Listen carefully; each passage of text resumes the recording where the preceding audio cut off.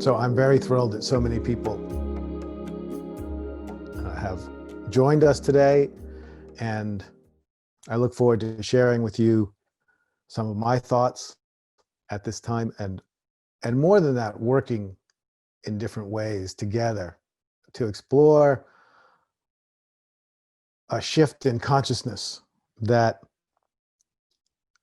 this current global situation may be the harbinger of, and that we can experience ourselves right now. First of all, there may be people listening that don't know me. I can see many faces I recognize, but I'm sure there's also people that I don't know or don't know me so well. My name is Jeff Carreira, and I teach meditation and mystical philosophy. I'm an author and I lead retreats. I've been teaching more or less full-time since about 2005 in this way, teaching and writing. And so, in that capacity, over the last 2 weeks, numerous people have asked me what my perspective was, what my thoughts were on our current situation, this fascinating, tragic, amazing global situation that we find ourselves in. And initially, my feeling was that I didn't feel necessarily like I had a whole lot to add. I mean, I had my opinion, of course, but what's my opinion worth? It's just another opinion. And a great deal of what I felt I had to say is already being said. I mean, in the midst of this crisis, so many of us are feeling pulled to contribute and to share and to alleviate some of the suffering in a variety of different ways. And we're getting very good advice from different sources. Certainly we're getting advice on how to keep ourselves safe. And I guess I would want to say first off that I really hope that you're all staying safe and doing the things that are being suggested to us, as I am,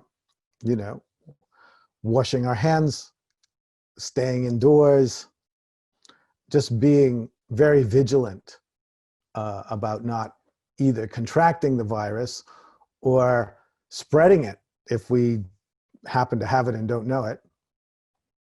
And I'm imagining everyone's doing that, and I want to just encourage and congratulate you all for that, because that's, in its own way, that's probably the primary and most important thing that we can do, because obviously, as we're being told, we need to slow down the spread of this. So hopefully, we can avoid the massive crunch to the healthcare system that we're already beginning to experience. So I'm doing that, and I didn't feel I had a whole lot to offer. I don't have expertise in that domain. I'm like you, trying to listen to the best advice I can get and following it.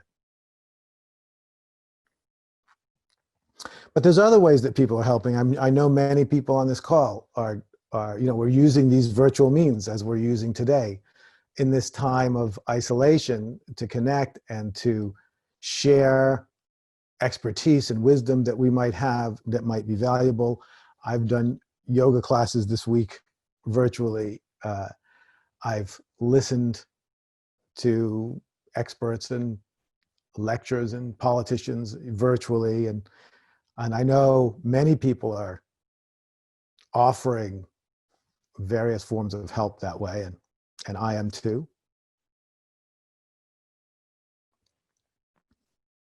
And of course, other things are happening. I thought I'd name a few just because,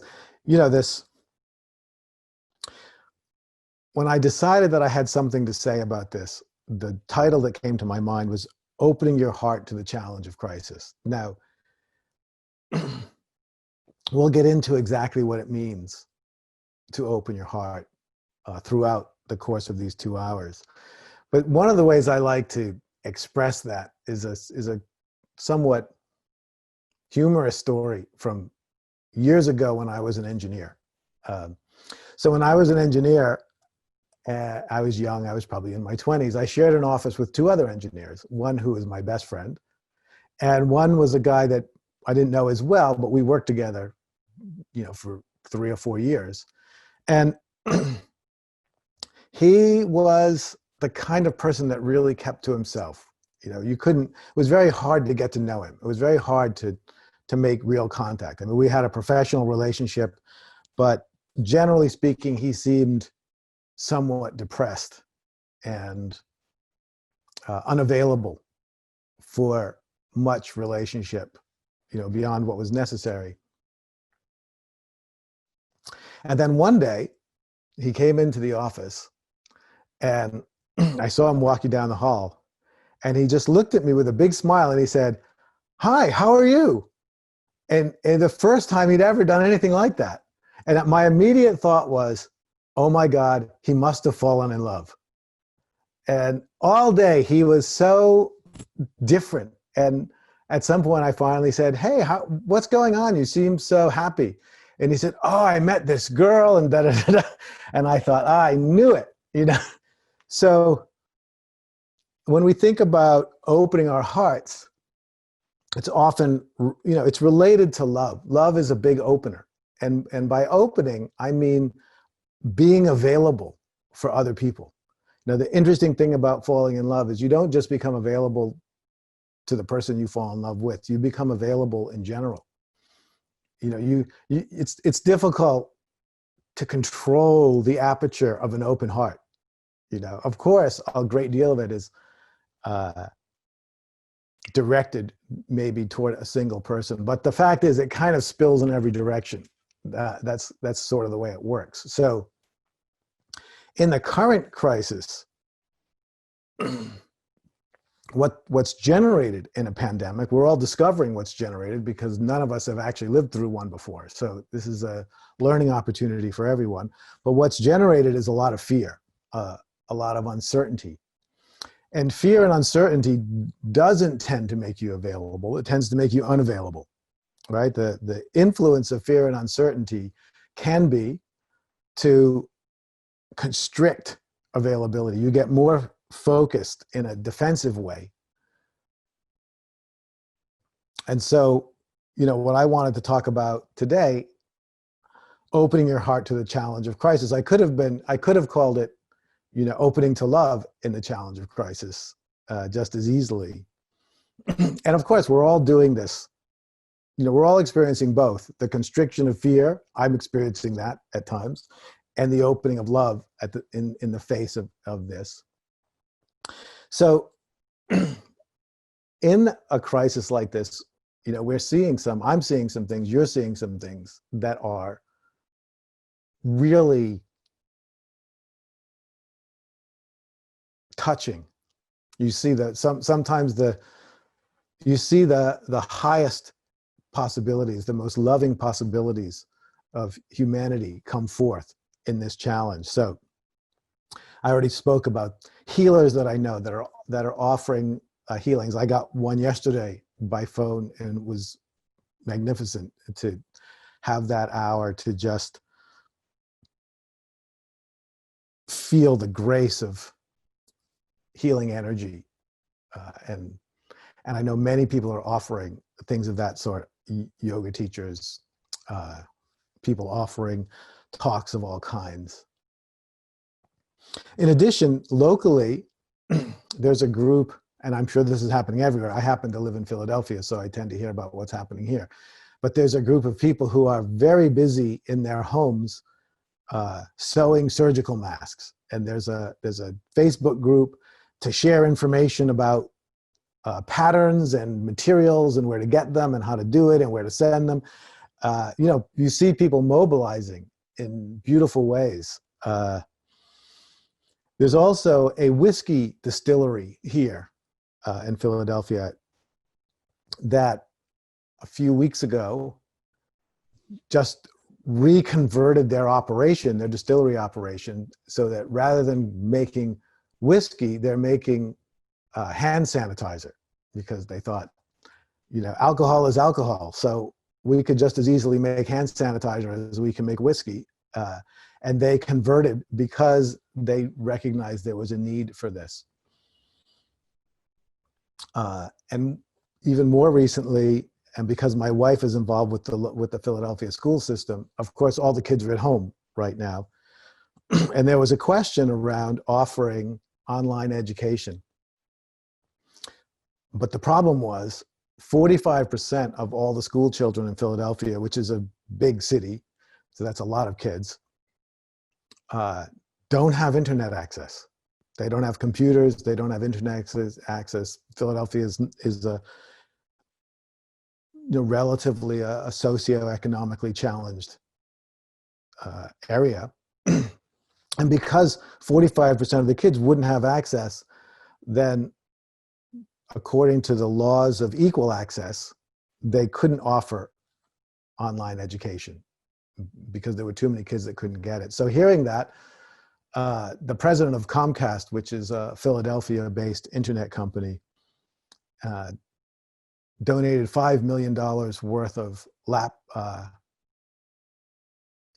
tablet computers so that every kid in Philadelphia would have one. And then the city is dispersing school buses, which are currently not in use, and parking them in all the neighborhoods that have low internet access and turning them into hotspots.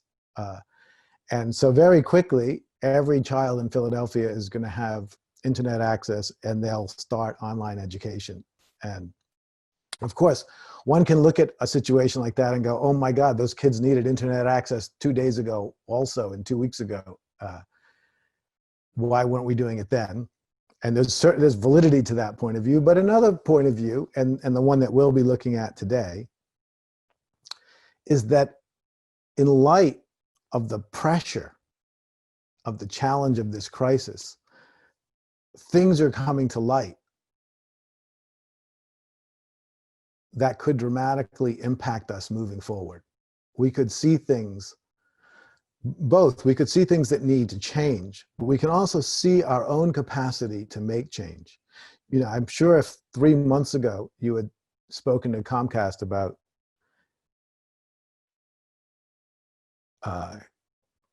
giving internet access to every kid in Philadelphia, they would have thought it was a good idea. But they probably would have thought, oh, it's going to be impossible.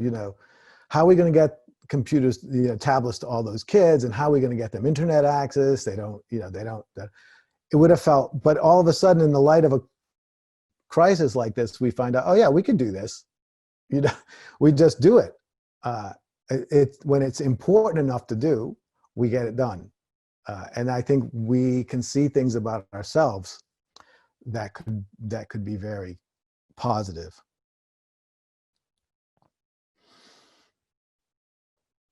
So what I want to speak about today is this.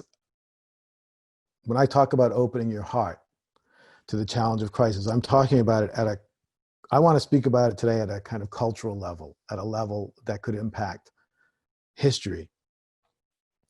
That's not the only level at which this needs to happen, of course.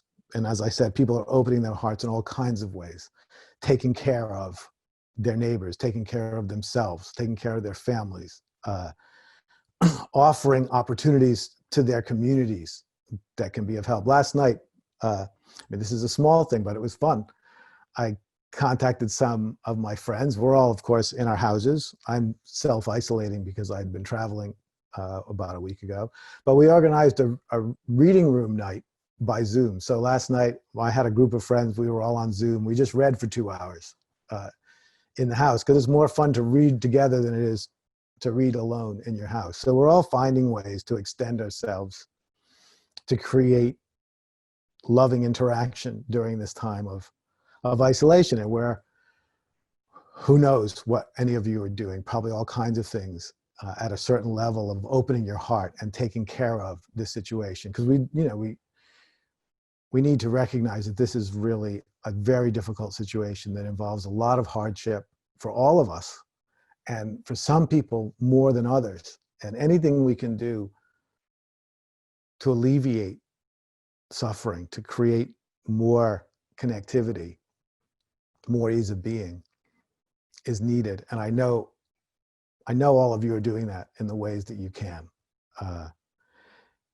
And so that's the area which I didn't feel necessarily that I had much more to offer than I see is already being offered, except my wholehearted gratitude to see so many people stepping up and giving in so many ways, and to let you know how touched I am by it, as I'm sure all of you are. At this other level, which certainly people are talking about, I wanted to share my particular point of view on culturally. And I want to tell you in this sort of introduction to our time together, I want to ask you to be prepared to move slowly with me through this.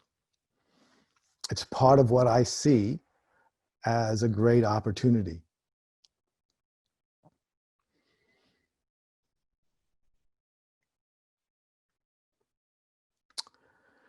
There is a story, a novel by Ken Kesey called Sometimes a Great Notion. It was also made into a movie some decades ago. It's about a family of loggers in the Pacific Northwest and their battle with the unions, their battle to stay open during a logging strike. And the sort of climax of the story is that there's the father and two sons. They're the only ones left in the whole logging company that are willing to work because everyone else has been intimidated by the unions. And they need to produce a certain amount of lumber for a contract, and they just decide they're going to do it on their own, which is kind of an impossible feat for three people. And they just start working together so fast and so perfectly in unison. They're sort of having a spiritual experience of perfect unison. But they're moving faster and faster and faster and faster and faster. And then finally, something snaps, something breaks, logs go flying, someone gets pinned under a log, and the whole thing, turns into everything grinds to a halt. In some ways, when I see at least one aspect of what we're experiencing, it's almost like our whole society was moving faster and faster and faster and faster, and suddenly it's all ground to a halt. I go walking through the streets of Philadelphia and there's hardly any cars, hardly any people, nothing's open.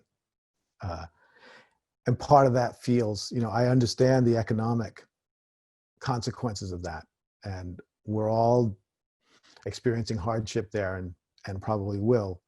But I also feel the value of it. I feel the opportunity of slowing down.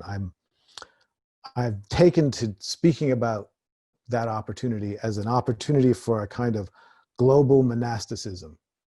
It's a global opportunity for us to experience the positive benefits of solitude and quiet and peace.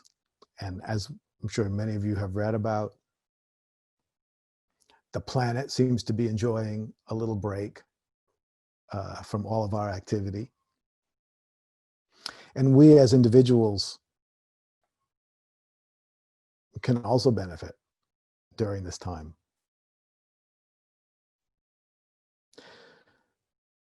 So I ask you to be prepared to move slow for what will be another hour and a half. I'll be sharing information with you that I think you'll find both intriguing, interesting, and valuable. But the deeper value of this time together is the opportunity to sort of shift gears into a different consciousness, a different speed of consciousness. There's a recent book called The Scent of Time, written by a South Korean philosopher, came into my awareness a few months ago. talking about how the experience of duration in modern society has collapsed to nearly zero. You know, the sense of the passage of time uh, has gotten shorter and shorter and shorter and shorter and shorter, because it tends to be measured in terms of the distance. You know, duration of time tends to be measured in terms of the distance between now and when our next accomplishment is completed. And because we want to accomplish things more and more quickly, the sense of duration has been getting smaller and smaller. But what I found fascinating about that is that when we slow down, when we allow ourselves to experience the passage of time, when we don't focus on an objective in the future that we want to get to, but we simply allow ourselves to experience the passage of time, our sense of time expands, slows down, and it expands. And in that greater sense of duration, as we slow down, there are insights and revelations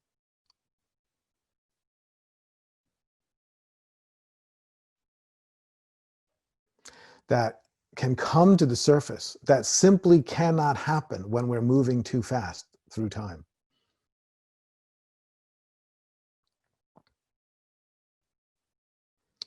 And so I want to invite you to slow down for the next hour and a half,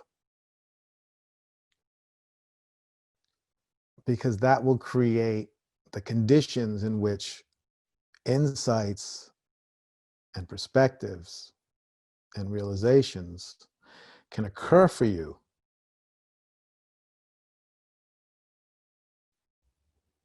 in ways that can't happen when our consciousness is moving quickly.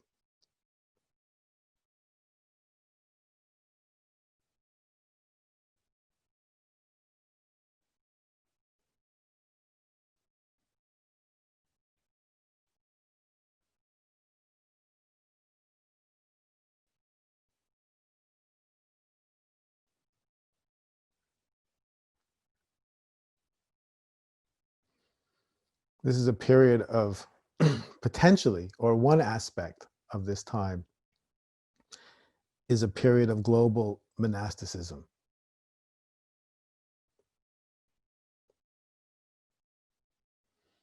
All over the world, people are living in solitude.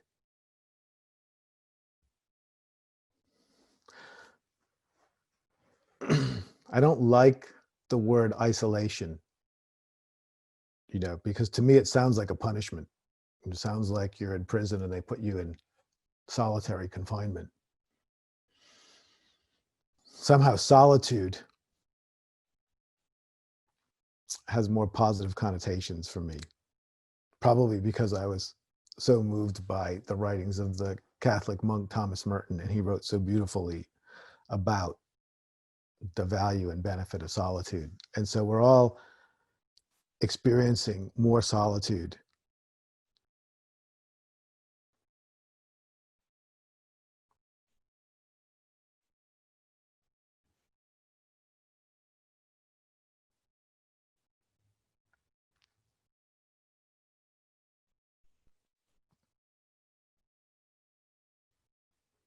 And in that solitude, it's interesting to just see what we see about this global situation. And one of the things that I see, and maybe the one of the main things I want to share with you today, is that we are experiencing an extended period of global self-reflection.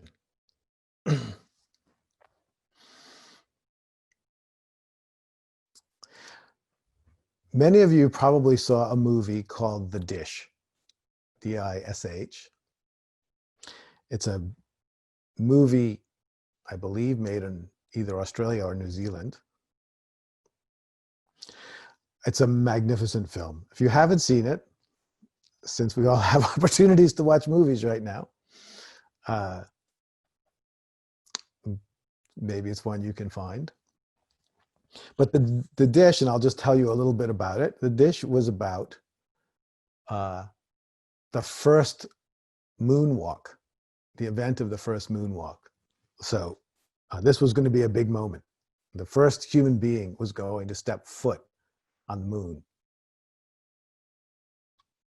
And having been an engineer, I could appreciate this film, because what happens in the film is some short period of time before the moonwalk is supposed to happen, they've been preparing.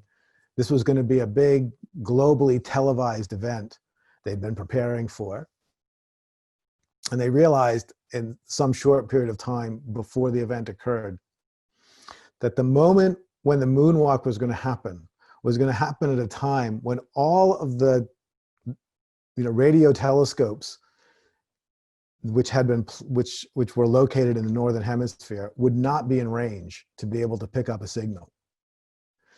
And so they went on a hunt for a radio telescope big enough to hold the signal, and they had wanted to have multiple ones, so they had backups in case something went wrong with one of them. But in the end, they found the only radio telescope big enough that would be in range was located in a sheep paddock in New Zealand. And the story of the movie is how the four people who were running that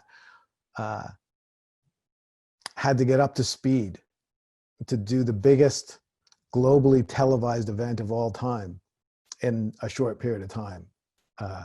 And it was also about the person that NASA sent to help them get it together. And it's a touching film in a lot of ways.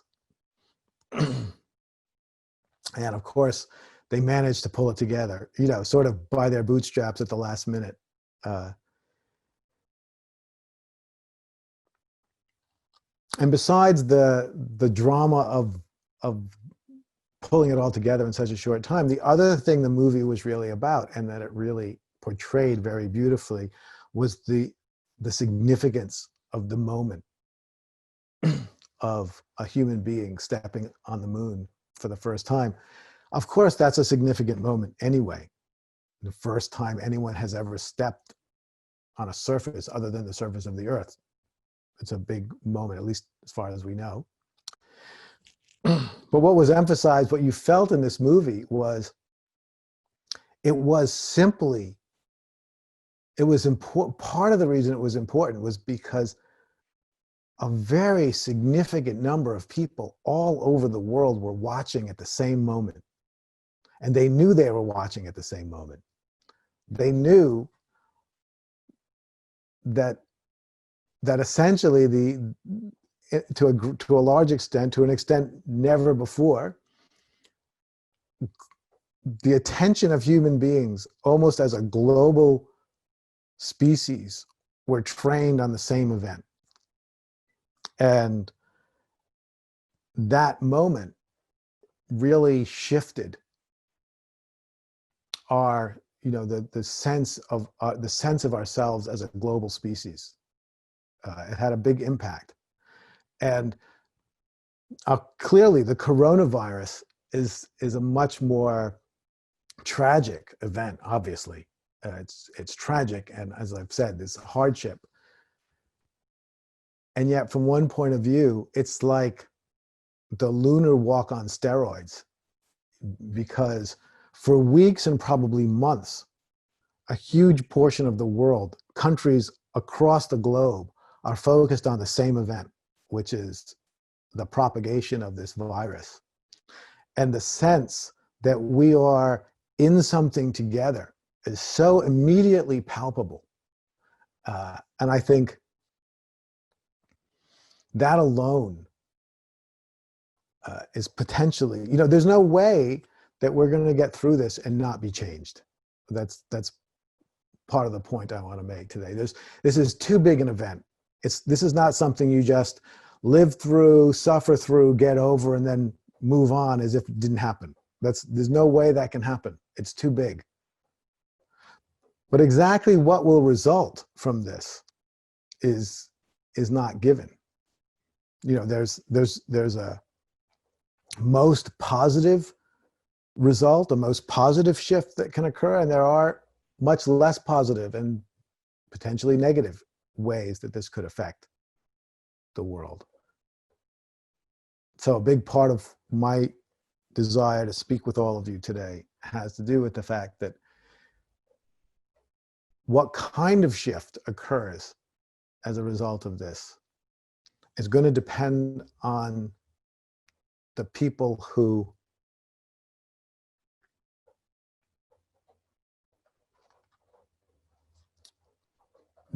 respond as a result, who take their insights, who take what they see as possible and amplify it.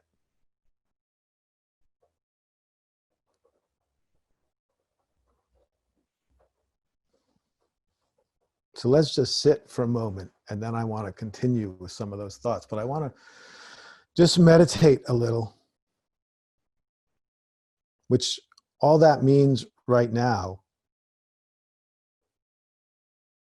is to just sit and do nothing.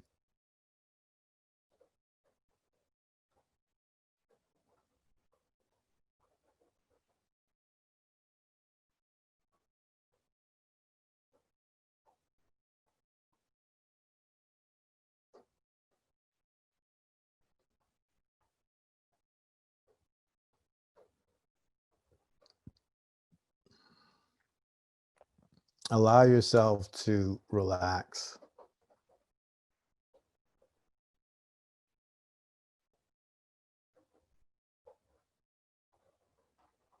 Sit still. Breathe slowly and comfortably.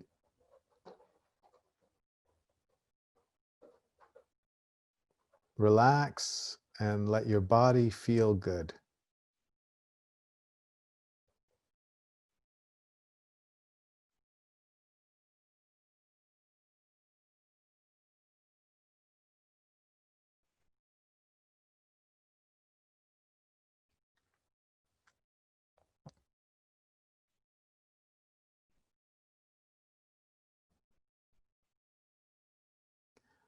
The news that we're hearing every day about the tragedies and the hardships, it impacts us physically.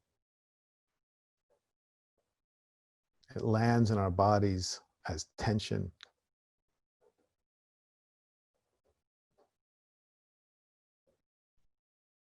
It's valuable to just relax the tension.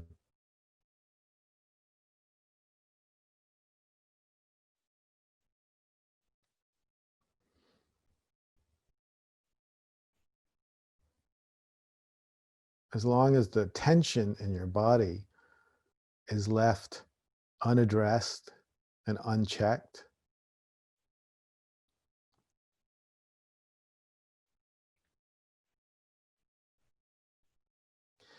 it will be very hard for your heart and mind to expand.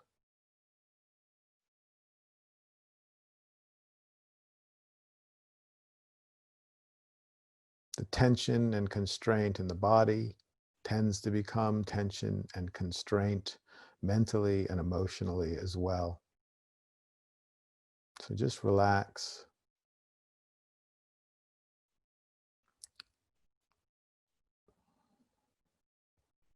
Notice the energetic vitality of the body.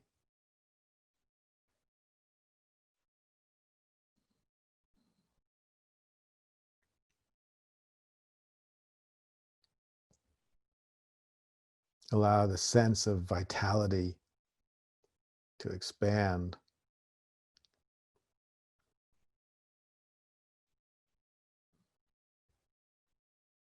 And just go slow.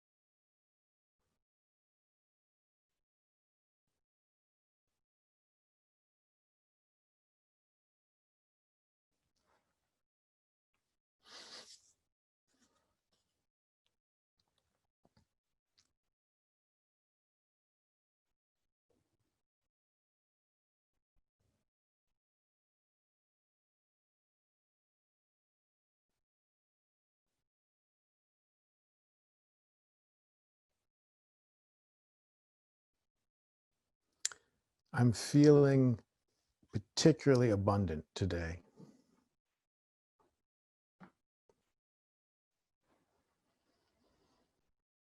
So if you're feeling the need for additional energy, feel free. I have more than enough. You can just breathe it in. And if you're feeling abundant, you can make energy available for those who might be in need.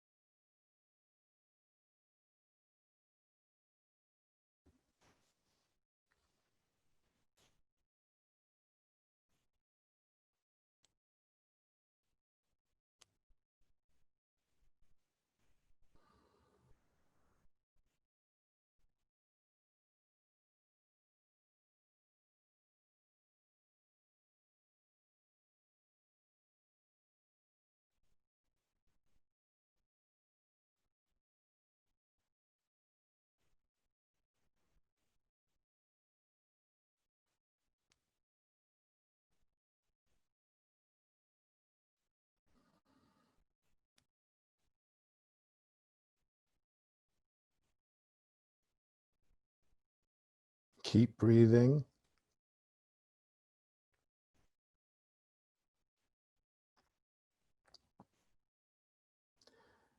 Breathe in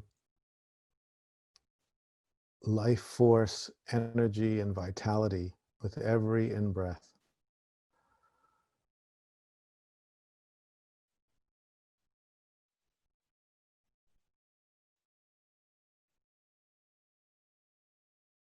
Breathe out tension and constraint with every out-breath.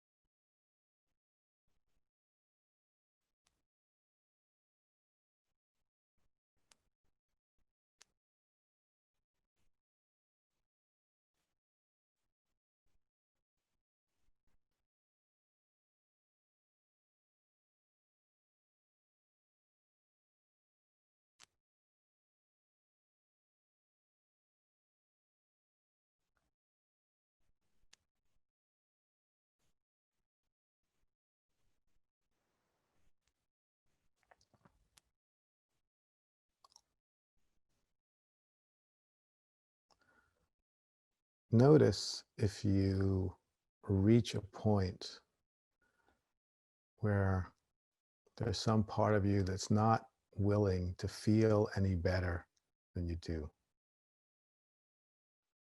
And see if you can gently allow yourself to feel better.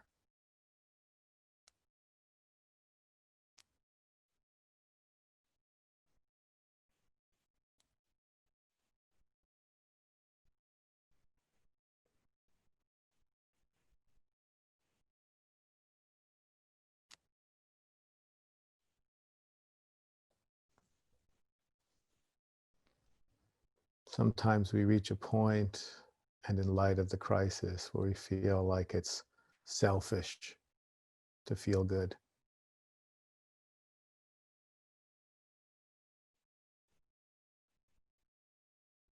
Not necessarily true.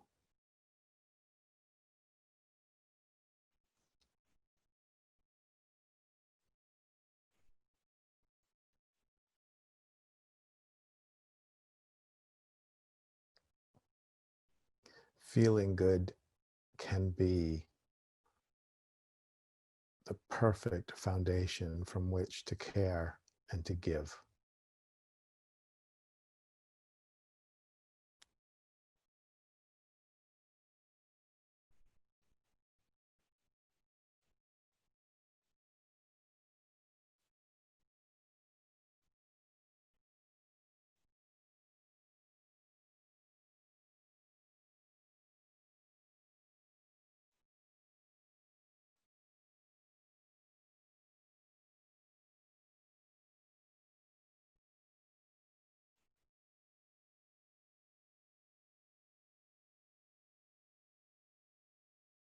Notice your experience of consciousness. Hopefully you're feeling some increased peace and equanimity.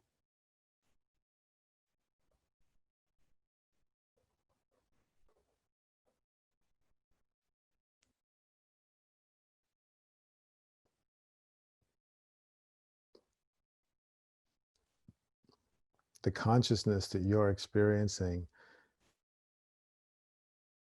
right now is not just yours. It's your view on human consciousness.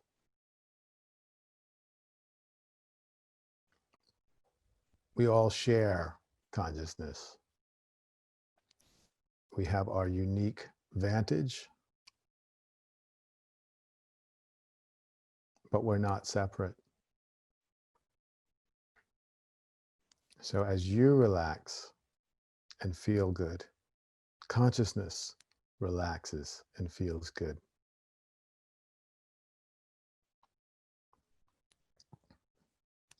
Don't just relax for yourself, relax for everyone.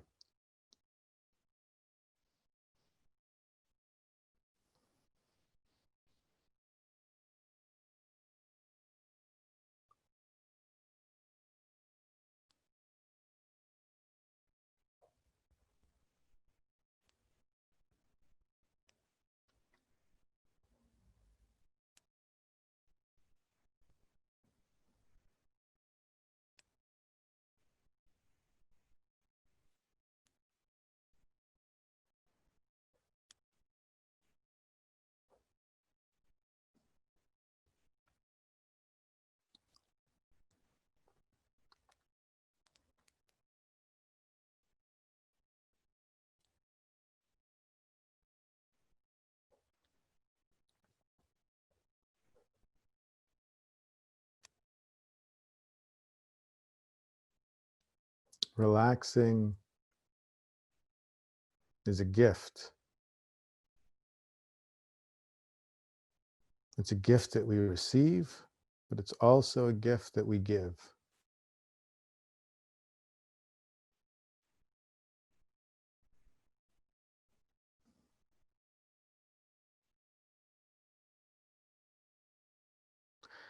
This is not about denial. This relaxation is not a denial of how challenging things are. We're not pretending that things are less challenging than they are, that the hardships and the tragedies are not happening. We're not relaxed in the pretense that nothing is wrong. We're relaxed about the fact that we're going through challenge and hardship and tragedy. There's no way any of us can avoid this.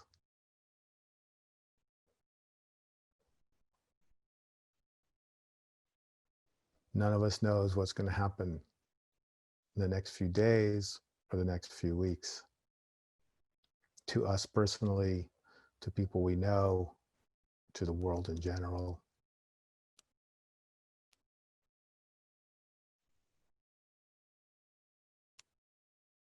But we can relax. We can find a still place within and let that be the firm ground upon which we stand, ready and available.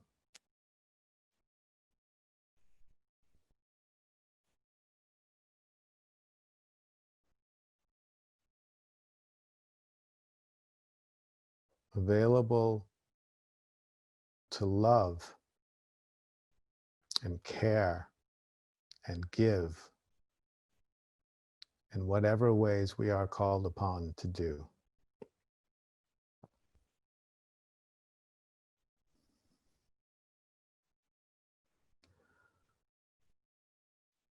Finding our own inner, indestructible, center of fullness and peace is essential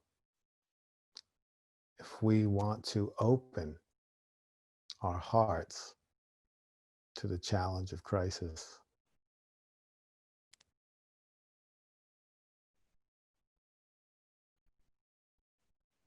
Only from a place of profound fullness of being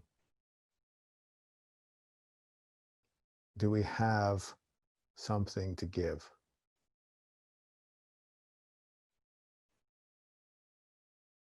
And so we allow ourselves to relax and feel good in service of human consciousness.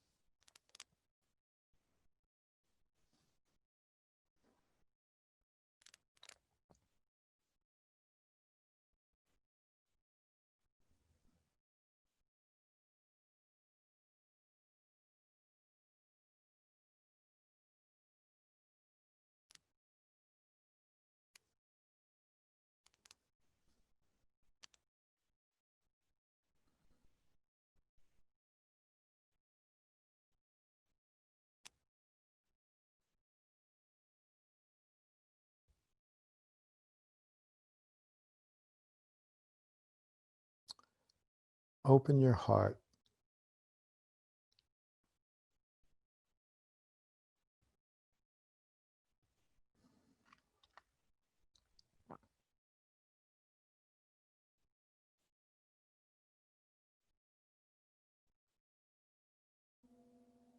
Allow yourself to care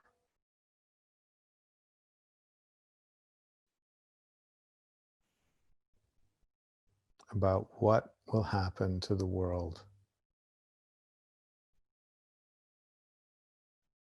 Allow yourself to care about how this global event will change us.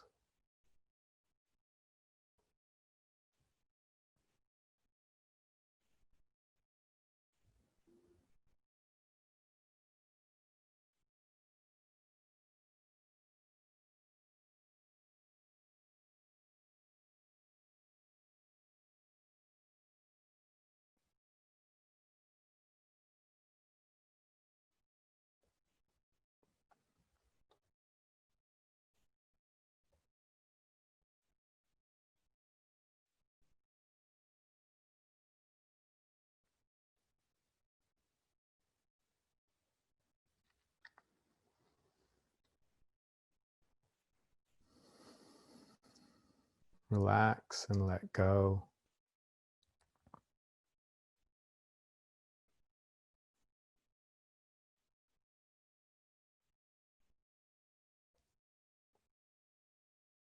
Find the place in yourself that is never afraid, that has never been afraid and could never be afraid.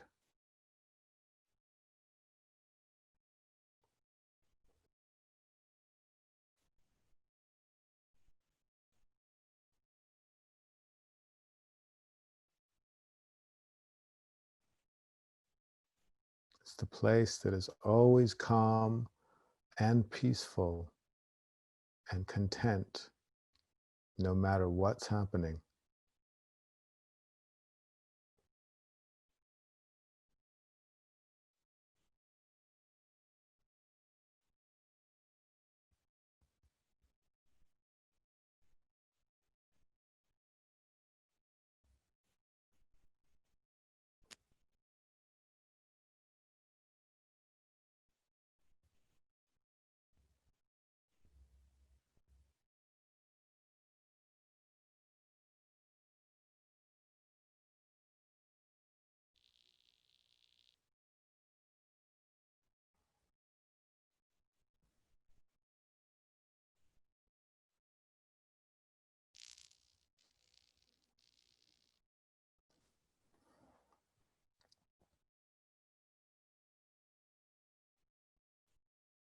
Now, as we bring this meditation to a close, just gently extend your love and gratitude to everyone gathered here today,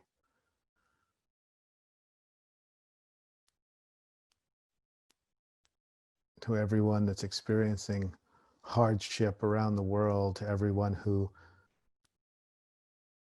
is fighting illness, to everyone who is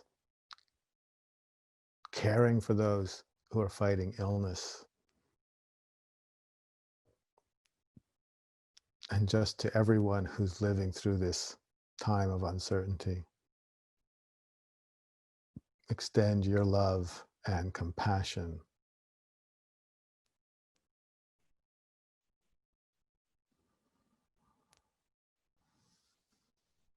And then gently allow yourself to come back from the practice.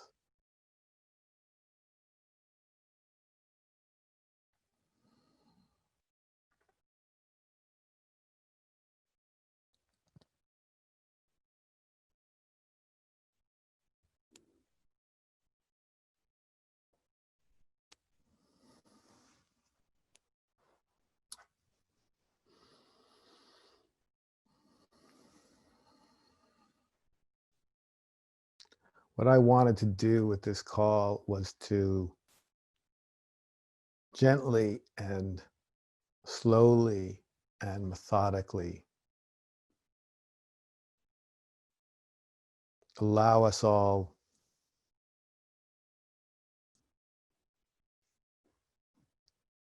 to embrace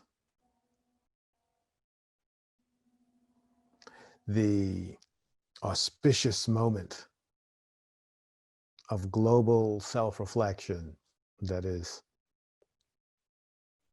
we are currently in the midst of.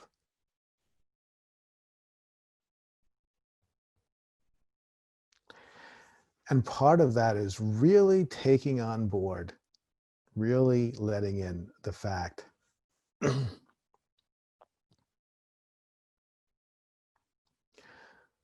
that life is not going to be the same after this.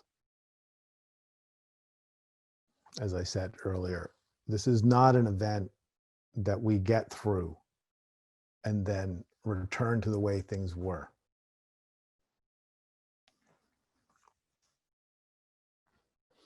And if we look historically,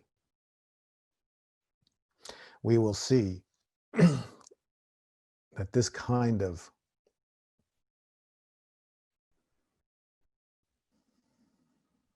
these times of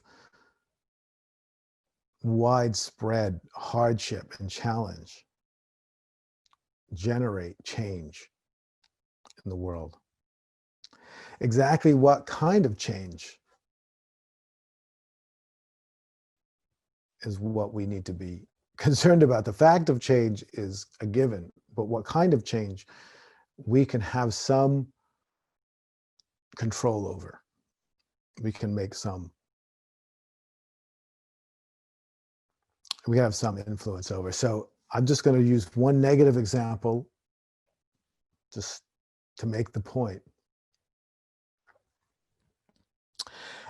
Historically, after World War I, the war left Germany in such horrible economic dire straits that it became ripe for the rise of the Nazi Party and the rise of Hitler's dictatorship. So everything changed due to the post-war hardship. But unfortunately, it changed in a very negative direction.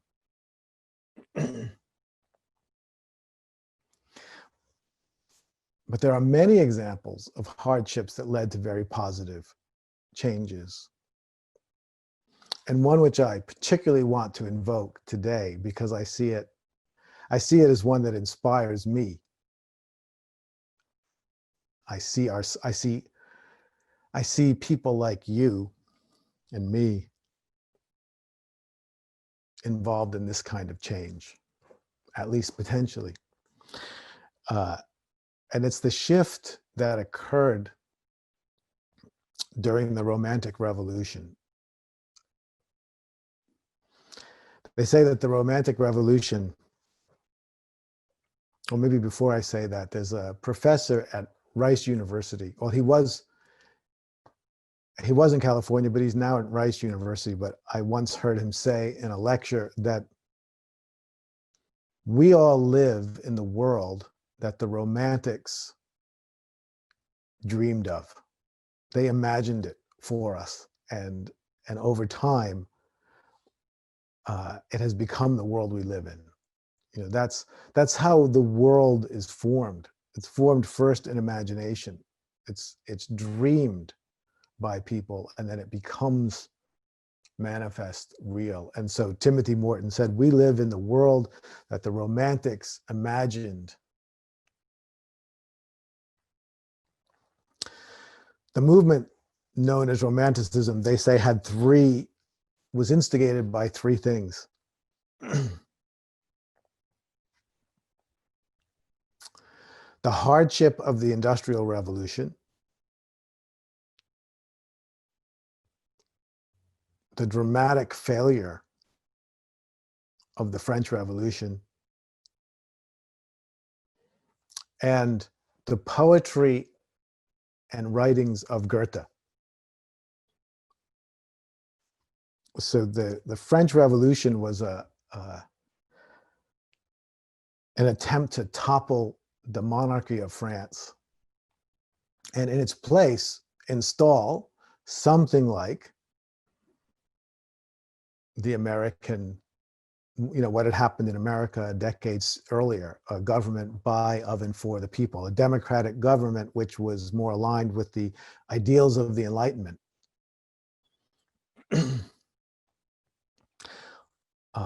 But in the initial aftermath of the French Revolution,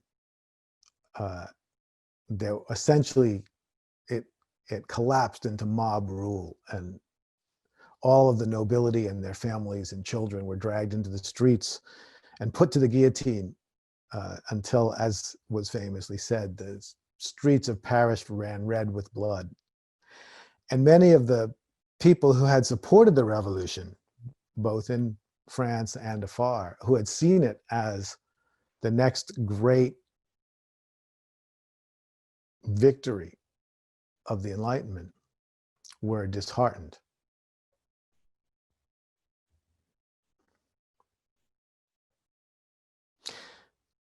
They realized that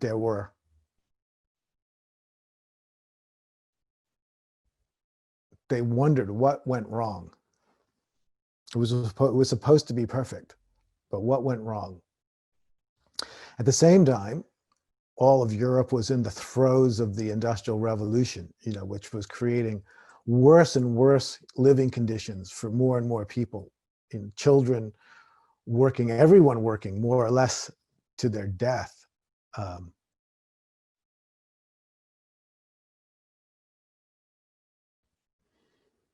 Poverty running rampant.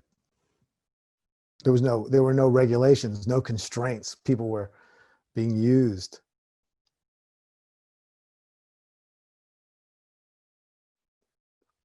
And in the midst of this, many artists and thinkers and poets found a voice, heard the voice of Goethe, the German poet, and they heard his deep examination of the human soul and our profound connection to nature. And what they started to realize was the rush for progress that had seemed so important and was so important had its limits. And poets like Coleridge and Wordsworth,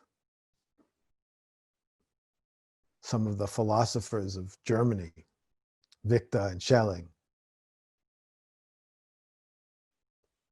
and other artists, painters, thinkers throughout Europe and eventually in the Americas began to express something different.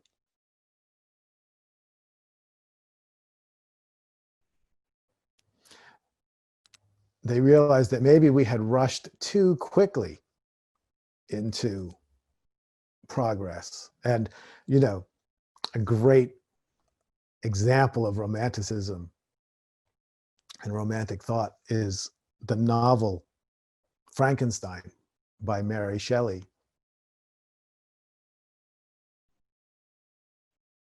By the way, fascinating aside,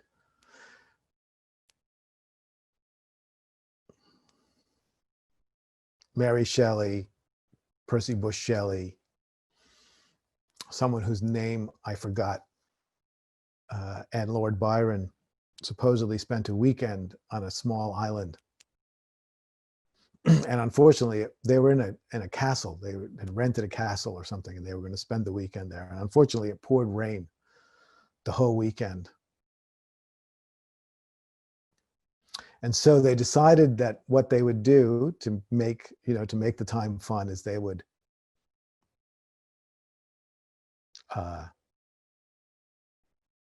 tell each other ghost stories. They would make up stories. And on that night, supposedly Mary Shelley made up the story of Frankenstein. And the person I can't remember made up the first version of the story of Dracula. But it wasn't Bram Stoker, as someone just suggested. It was someone before that. Bram Stoker then wrote the initial novel. But two amazing stories were written on that night. But Mary Shelley's story of Frankenstein is a fascinating one because it was really meant to illustrate, to be a warning, to talk to humanity about the limits of human knowledge. You know, it's a story about a scientist who tries to create life, tries to take parts of bodies and put them together and create life.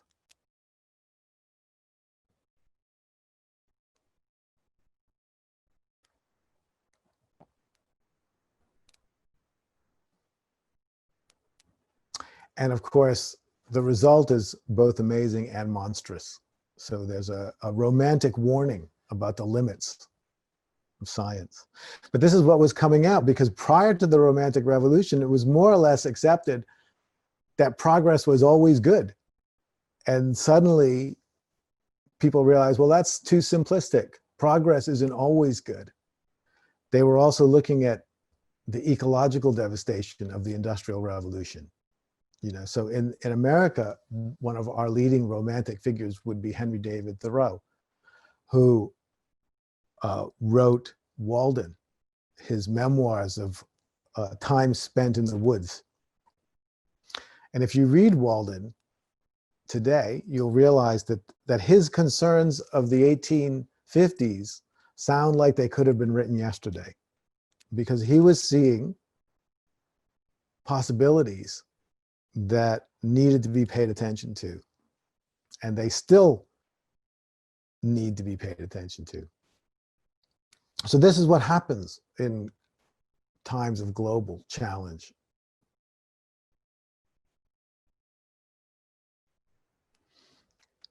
Under the pressure of challenge, we have the opportunity to revision the world, to see things differently.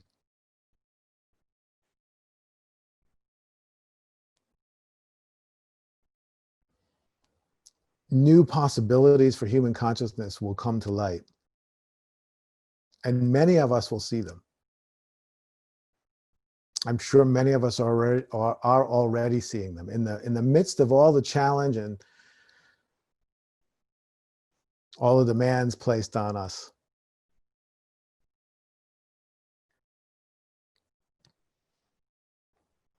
At the level that we're currently leaning into, we're also seeing the opportunities.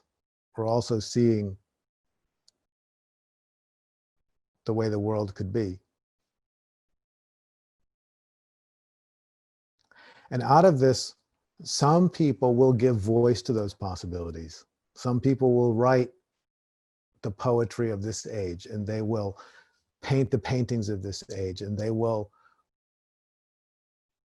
create the business ventures that reflect a new sensibility. This is the opportunity to play a role in the recreation of the world. So yes, at one level, there's a global pandemic, and there's all the hardship of that, and we all need to be 100% on board, playing whatever role we can play to alleviate the immediate challenges and hardships for ourselves and others. And at the same time, we want to create the space in ourselves to embrace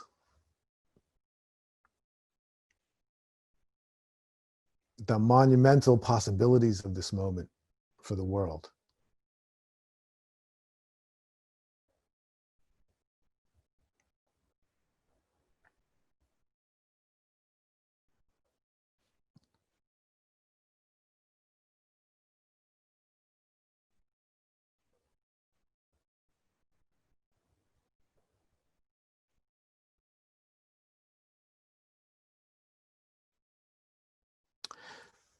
None of us tends to think that we could be one of those people. None of us tends to think that we are a Wordsworth or a Thoreau.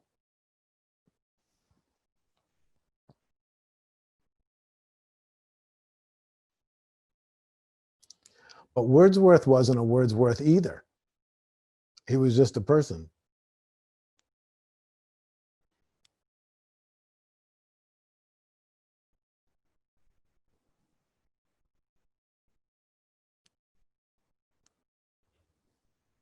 It's people that become champions of new possibilities, just ordinary people.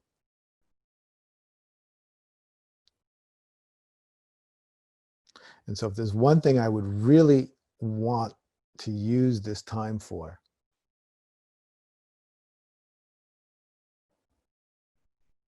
it would be to encourage all of us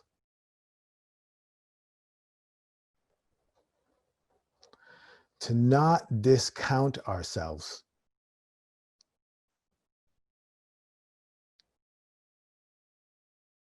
From being someone who will play a role in generating the best possible outcome of this challenge.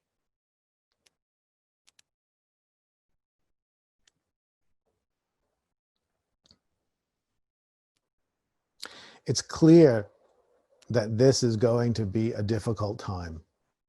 We have weeks and probably months that will be challenging, very challenging.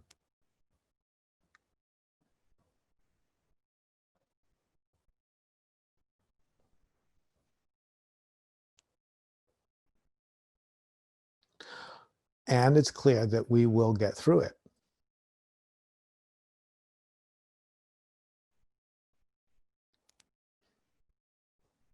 What's not as clear is how we or others will look back on this time in 20, 30, 40 years. What will we say about what happened?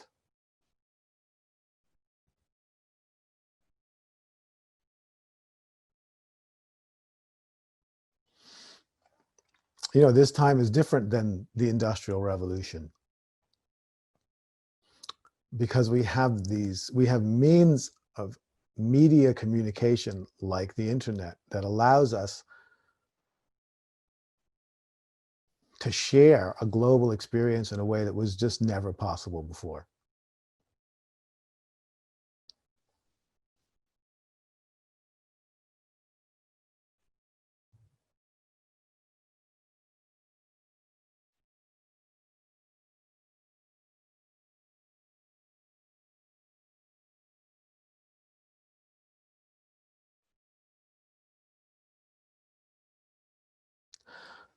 But how are we going to make ourselves available to be part of the creative process of a new future? How do we do that? You can't do it with your mind. You can't think your way into it. It is a matter of opening your heart. And when we talk about heart, we're talking about our capacity to be moved.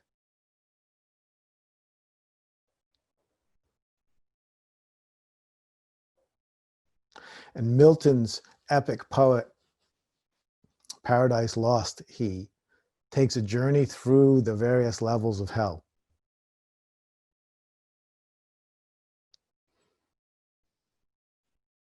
And the level that we are most familiar with, at least I was most familiar with, having been raised Catholic, is the level at which you're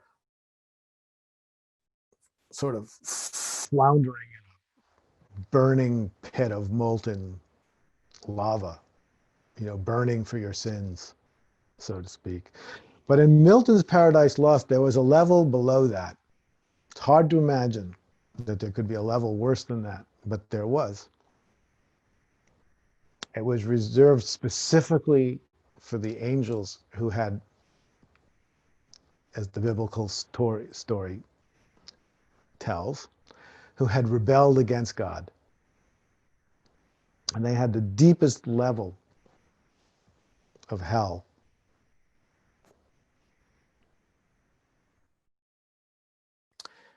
And at that level, they lived frozen in a lake.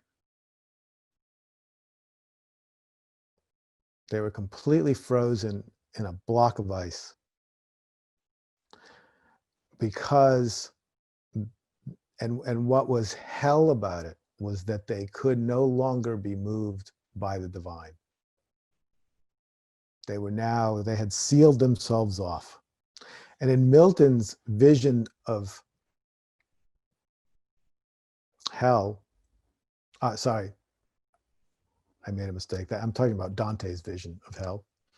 Dante's vision of hell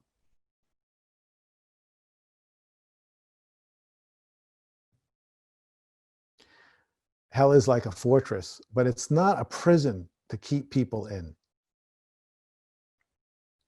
That was Milton's version. Hell was metaphorically a prison to keep bad people in. In Dante's version, hell is a fortress which people voluntarily put themselves in to keep the divine out. And so the deepest and worst place in that fortress is the frozen lake where you can no longer be moved by the divine. And so in this time, we aren't going to be able to think our way into a new future. We don't know what that future is. But we can allow ourselves to be moved into it. We can hold ourselves open, hold our hearts open in a posture of deep listening.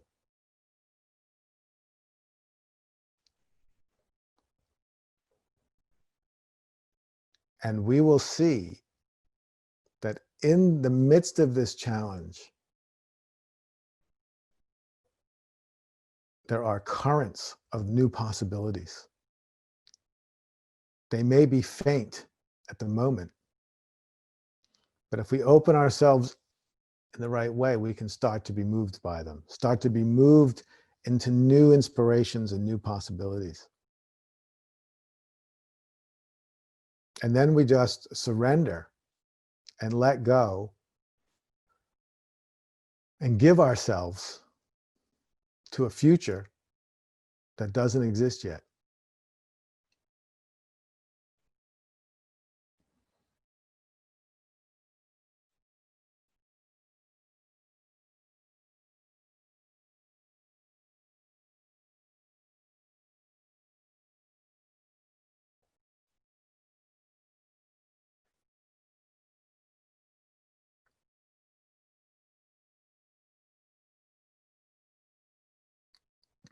So let's take another few minutes to sit.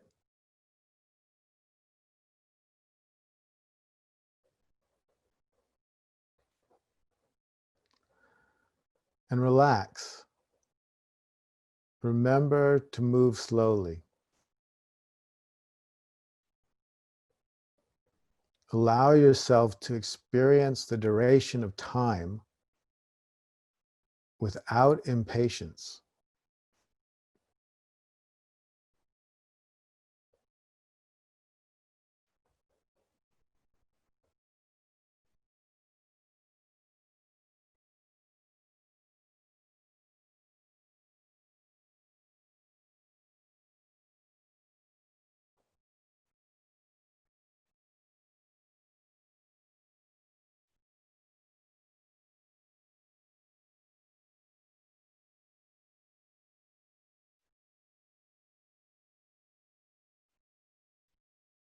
As you sit and breathe, allow yourself to relax.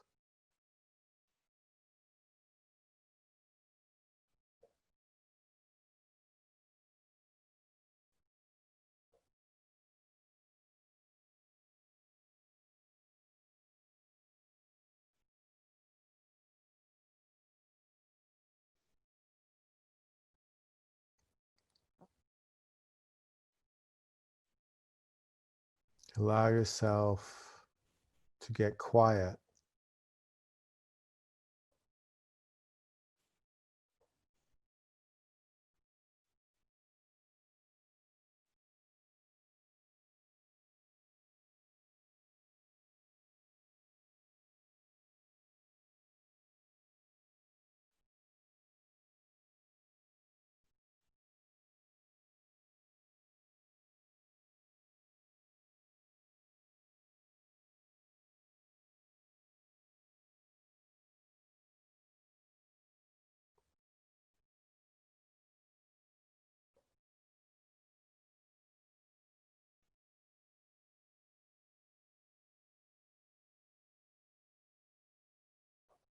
Allow yourself to listen with your heart.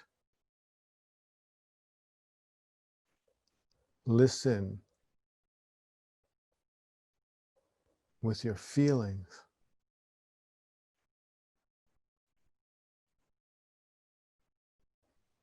Don't listen to your feelings with your mind.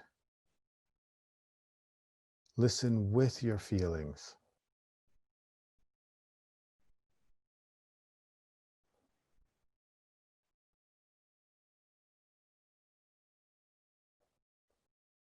Don't look at your feelings. Feel with them.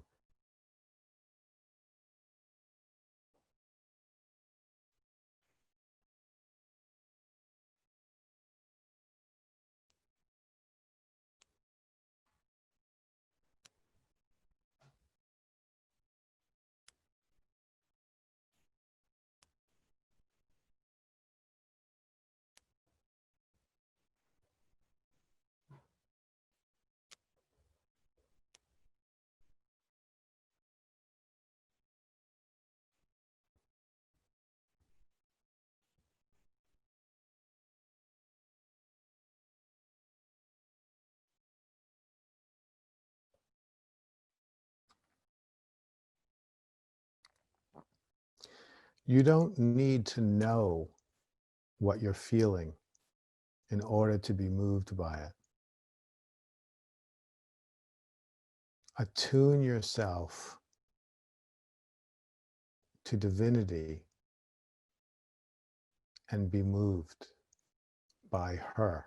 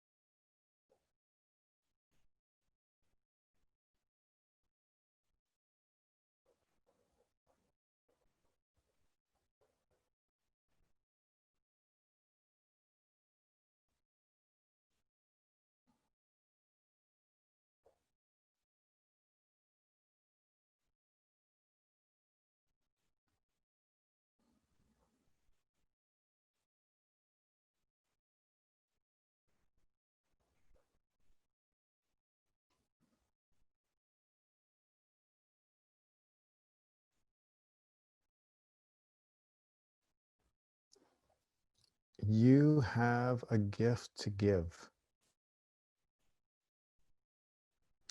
You have a unique offering to the world.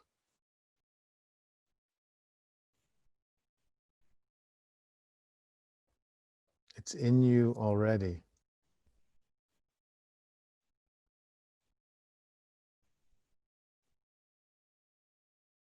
You are the perfect delivery system for that gift. There is no one better suited to deliver your gift than you are. You were designed for that delivery.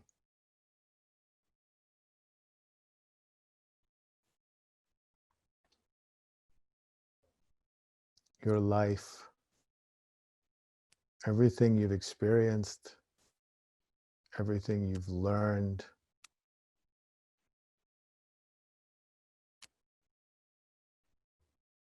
everything that you are is perfectly matched to the gift you are here to give. Feel your gift. It doesn't matter if it's big or small.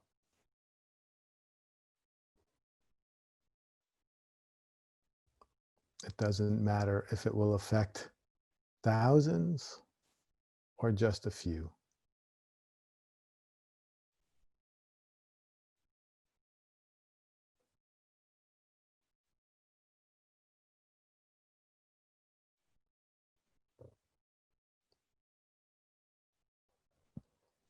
You have something to offer, something to give. What is it?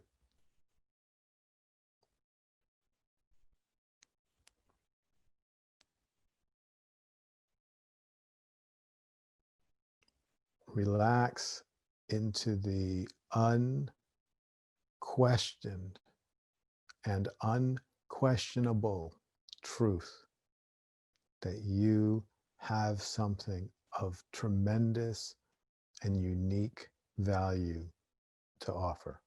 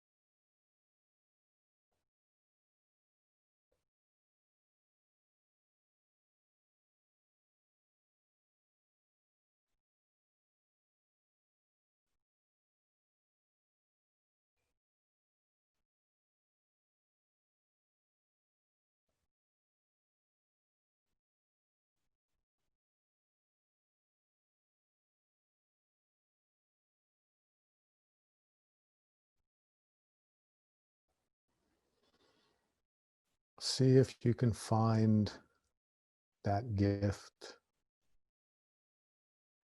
It lives in your heart as an energetic seed of possibility. It might just be a small, vibrating source of inner inspiration. It might be something you've been aware of for years, or something you're discovering for the first time.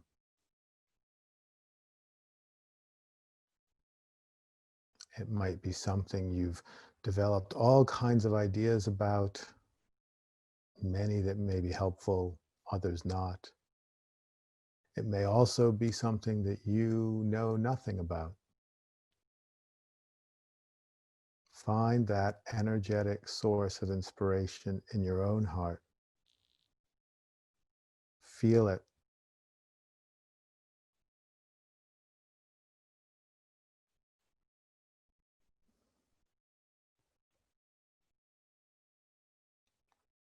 Let it expand in your being.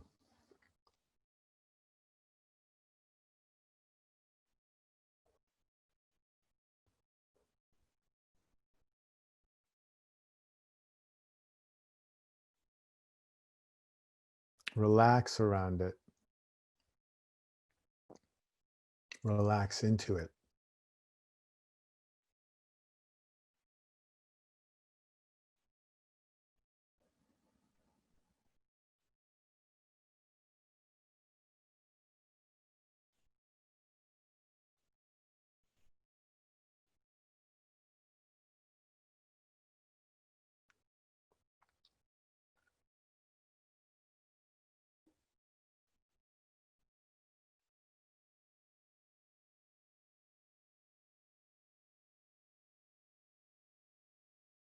Relax and go slow.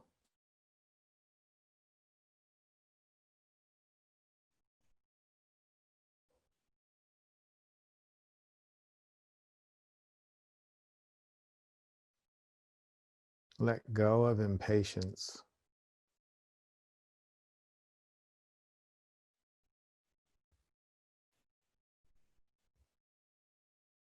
This is not something that can be rushed.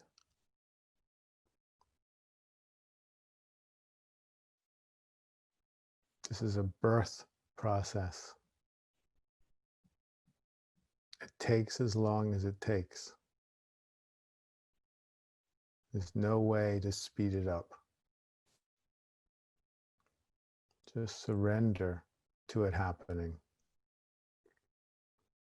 Give yourself.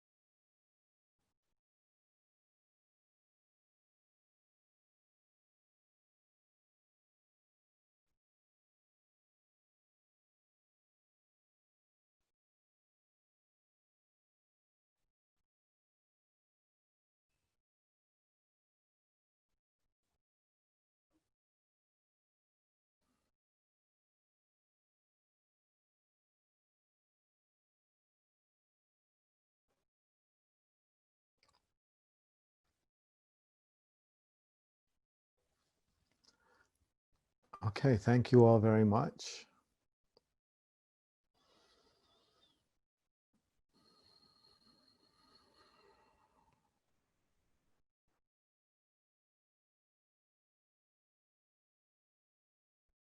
Such beautiful, beautiful people. I managed to share everything I felt I had to say.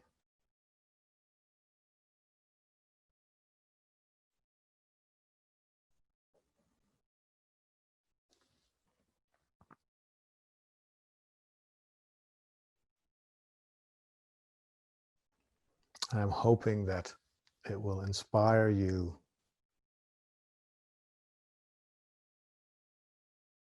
to stay open to what part you are called to play in leveraging this moment for a profound shift to occur in human consciousness.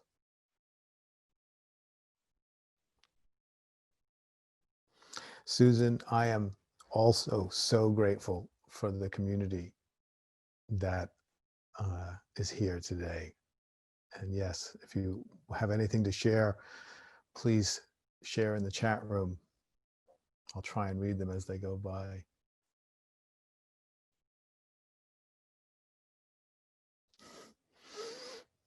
Amy says she wants to be moved in 100 different directions. Well, we'll all be called in many directions. There are many different levels of response required in this moment.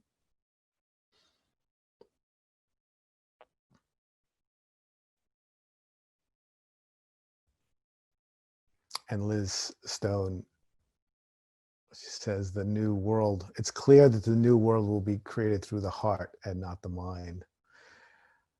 I think the new worlds have always been created through the heart. They later get usurped by the mind. But the initial inspiration is always from love.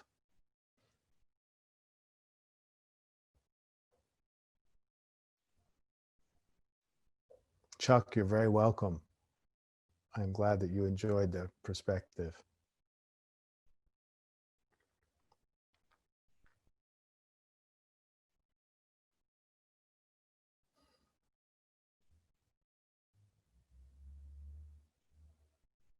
I'm so glad. I think Holly says she feels so much more positive. That's certainly something I would hope for, so that we can find the positivity even in this.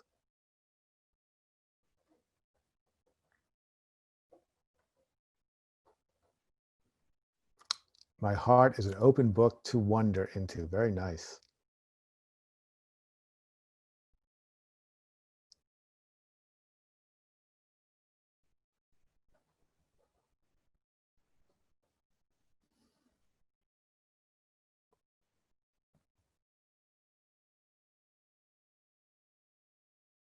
Shifting from fear and anxiety to opening the heart, someone said. Pauline.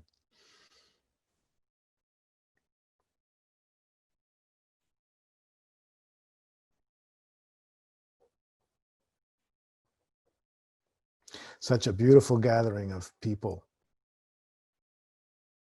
I have felt over the last 2 weeks.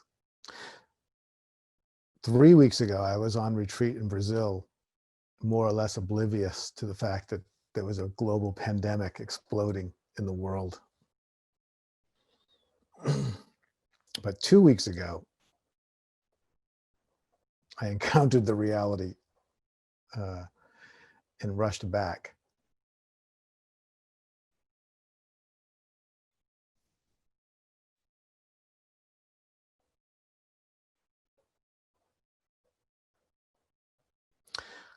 But in many ways, I felt like all the decades of spiritual work that I and many of us have done, in a sense, were all for a moment like this, a moment when we could reach beyond, yes, address the challenges, as I said, not deny them or avoid them, address them wholeheartedly and reach beyond them to the higher possibility.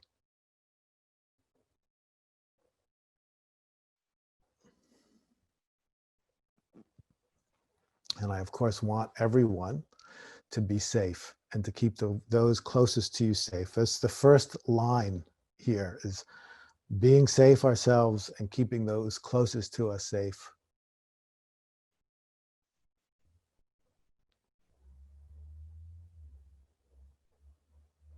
I'm sure you all are, and I want to encourage you to continue. I want us all to be healthy. I want us all to be here in 20, 30, 40 years so that we can see the fruits of all this effort, at least the beginnings of it.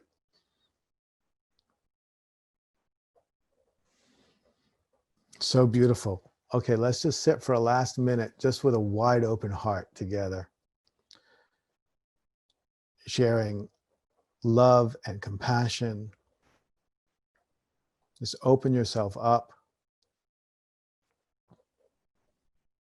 If you're feeling abundant, let it flow. Make it available. If you're feeling like you need support, feel free to breathe it in. We're here for each other and for the world. Go ahead. Really let yourself open if you feel moved to. The opening feels like ecstasy. Feels like ecstasy running through your system. You'll feel it all over. Just let it open.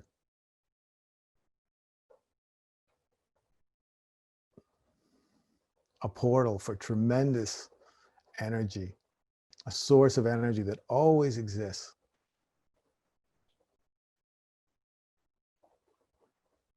Your heart might race. Just open.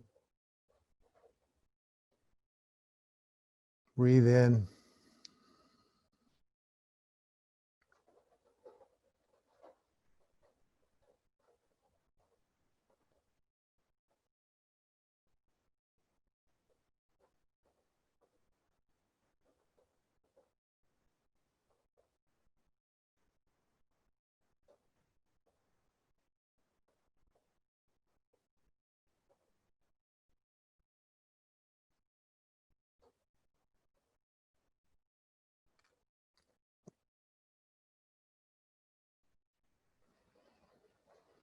Thank you all so much.